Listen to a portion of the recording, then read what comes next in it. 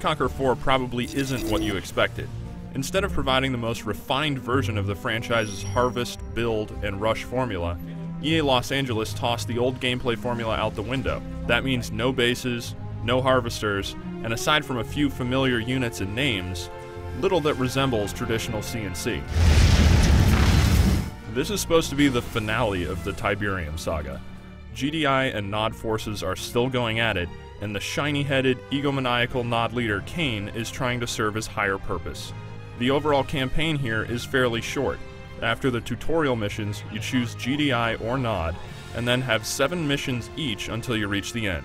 It's an interesting setup because you'll get to see the same events from 2 sides, like shooting down a giant GDI ship in the Nod campaign, then going through a mission where you repair the ship in the GDI campaign. However, the short length of everything gives the story a rushed quality, and the weak conclusion makes the experience even more of a letdown. I have a proposition.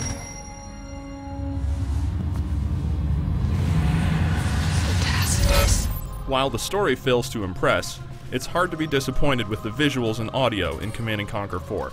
The game performs well and has some great unit animations and pretty special effects, making the fast-paced combat even more exciting. The orchestral soundtrack also adds to the mood of the game, especially in online conflicts as it changes depending on the battle conditions. The live-action cutscenes are still very much in place here, and though Kane returns, you won't see any Michael Ironside-level cameos.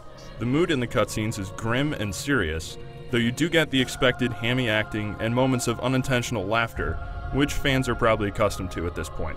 You have questions? Commander, hey, how's my implant? An extensive unlock system has also been built into the game, which awards you with new units for the Nod and GDI forces as you move through. It's fine for the single-player campaign, since it mimics the genre-standard gradual unit and technology unlocks as you move through the story, but for skirmishes and online play, it makes less sense. Instead of having all units available for multiplayer right away, you need to spend a large chunk of hours getting everything unlocked. Once that's done, everyone's on equal footing, but it can feel uneven to the first-time players whose Tier 1 units are getting blasted by mammoth tanks.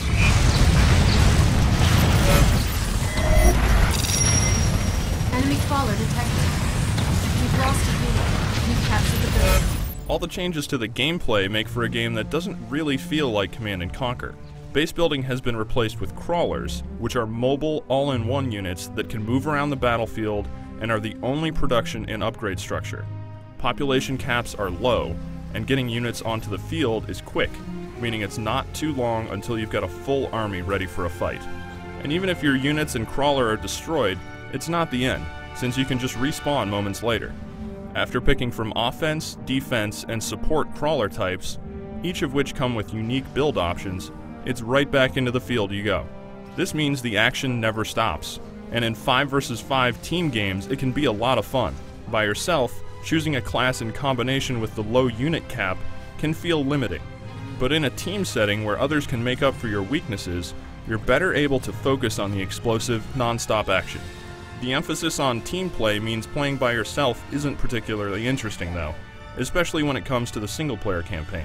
The game also requires you to be connected online at all times if you want to make any progress, which may be a deal-breaker for some players out there.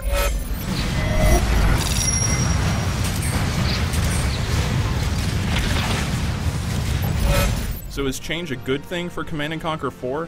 It seems like odd timing to use the supposed finale of a storyline as the test bed for a new style of gameplay, but credit is deserved for EA LA trying to do something different. It's a high-intensity, super-fast playstyle that works best in teams online, but it's also a game that stumbles when it comes to the unlock system and the disappointing campaign. For the full written review, head over to IGN.com.